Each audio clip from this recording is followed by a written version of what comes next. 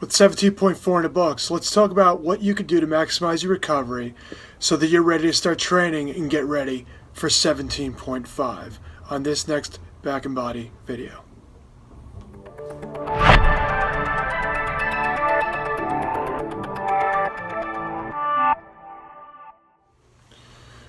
Hi, Dr. Dave Pern here with Back and Body, your collaborative care approach at chiropractic, physical therapy, and acupuncture, offering our services to the patients of the New York City area on 58th and Lexington in Midtown Manhattan. Also in Springfield, New Jersey on US Route 22 East in Springfield, offering our services to people of Union County, including Westfield, Cranford, Scotch Plains, Millburn, and Springfield. Today we're going to talk about what you could do to maximize your recovery for 17.4 so that you're ready for 17.5.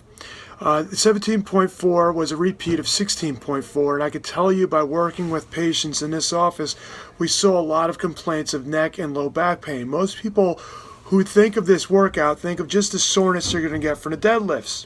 But if you manage to get to the wall, you are going to put a lot of weight on your head, and there's quite possibly an ability to irritate or bother the neck and the traps from holding weight on your head in a fatigue state. So we're going to show you some stretches and some exercises that I would recommend to recover and get you ready for 17.5 for both the neck and traps as well as the low back from all the deadlifts. The last thing you may want to do after 17.4 is get back on the rower, but it would be very helpful to increase blood flow to the low back and hamstring muscles doing a concentric only contraction, which is great. With the fluid resistance, you could just do as much resistance as you feel necessary. So do a light row at about 2/3 of the normal stroke rate and pace you normally would for about 5 minutes just to get the blood flow going, your heart rate going.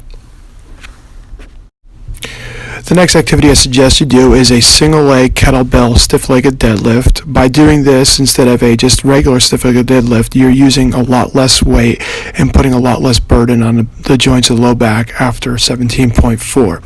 Do this for 3 sets of 10. 3 sets of 10 for each leg, that is. The next activity I suggest you do is some P&F stretching for the hamstrings. Using a TheraBand, you're going to contract against the TheraBand for a 10 count. Then once you reach a 10 count, slowly release and stretch the hamstring. You could do this for both portions of the hamstring. If you slightly bend the knee, you can also add the upper hamstring to the equation.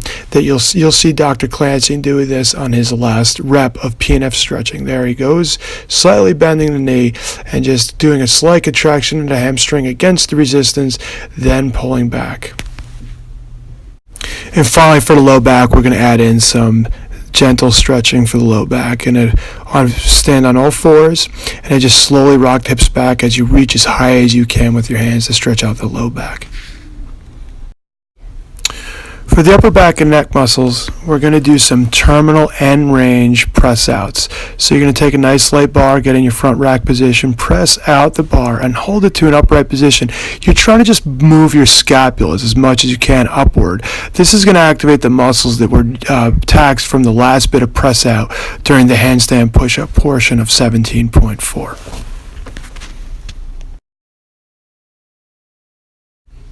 And finally, to help out those traps from the handstand push-ups and deadlifts, we're going to do some gentle rollouts using the barbell. You could tuck your arm behind your back. That'll help pull down the trap to get some stretch. And you'll notice I'm also looking down and away. That will also stretch out the trap while you keep the barbell pressing up against the trap. This will actively pin and stretch the trap, and you see me doing it to both sides.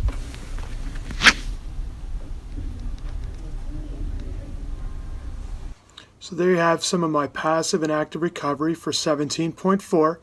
If you have any comments or questions about any stretches or activities, please leave them in the comments below. If you like this video, please share it with your other CrossFit friends. We would greatly appreciate it. We'll see you soon.